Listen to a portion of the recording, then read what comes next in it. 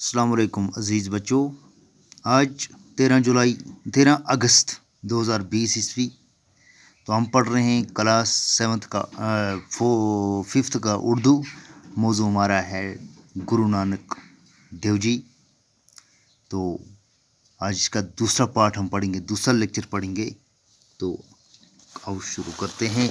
کالو چند کو یہ دیکھ کر رنج ہوتا تھا اور غصہ بھی آتا تھا۔ کالو چند جو ابا محترم تھے گرو نانک جی کے، تو اس کو دیکھ کر رنج یعنی کہ پریشان ہوتا تھا، غمگین ہوتا تھا اور غصہ بھی آتا تھا کہ گرو نانک کا جی دنیائی کاموں میں نہیں لگتا۔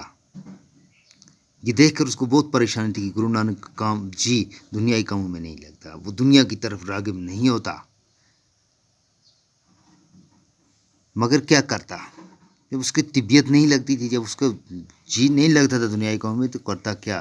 گرو نانک کی بہن کپورتھلیا، گرو نانک کی جو بہن تھی کپورتھیا کے علاقے سلطان پور میں بیاہی گئی تھی، اس کی شادی ہو گئی تھی سلطان پور میں، اور اس کا شوہر علاقے کے حاکم سرکار میں ملازم تھے۔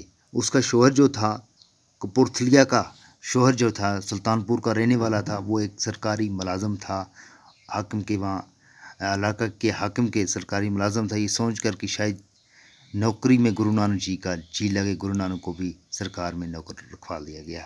ہیلے بانے گرو نانک کے ابا جی نے یہ سوچا کہ شاید گرو نانک کا جی اس لیے نہیں لگتا کہ وہ نوکری میں نہیں ہے، سرکاری نوکری میں نہیں ہے، تو اس کے بہانے اس نے وہ سرکاری نوکر رکھوا دیا۔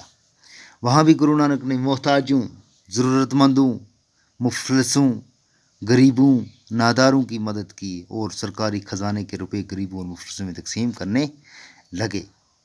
چنانچہ اس ملازمت سے بھی الگ ہونا پڑا، اس لیے اس کو وہاں سے بھی جب ایسے کام کرتا رہا تو اس کو وہاں سے بھی الگ ہونا پڑا۔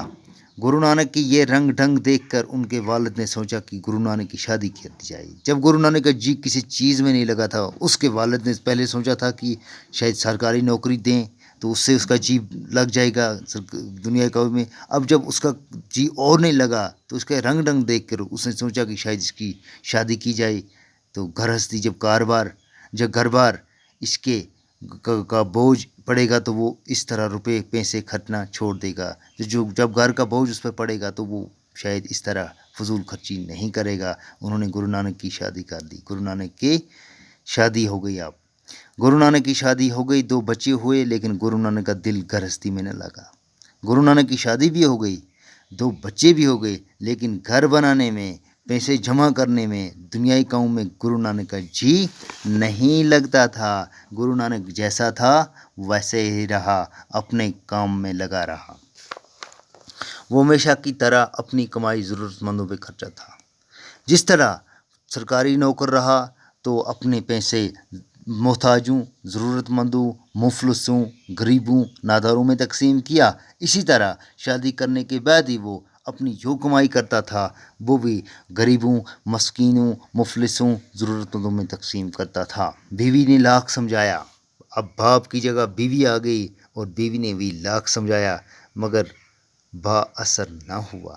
لیکن بیوی کے سمجھانے کے باوجود بھی، والد محترم کے سمجھانے کے باوجود بھی گرو نانک دیو جی پر کوئی اثر نہ رہا۔ وہ اپنی کمائی کا خرچہ ضرورت مند، محتاجوں، حاجت مندوں، غریبوں، مفلسوں، ناداروں میں تقسیم کرتا رہا۔ کسی کی بات نے ان پر اثر نہ کیا، اس کا دنیائی کاموں میں جی نہیں لگتا تھا۔ شکریہ، کل دیکھیں گے ہم اس سے آگے۔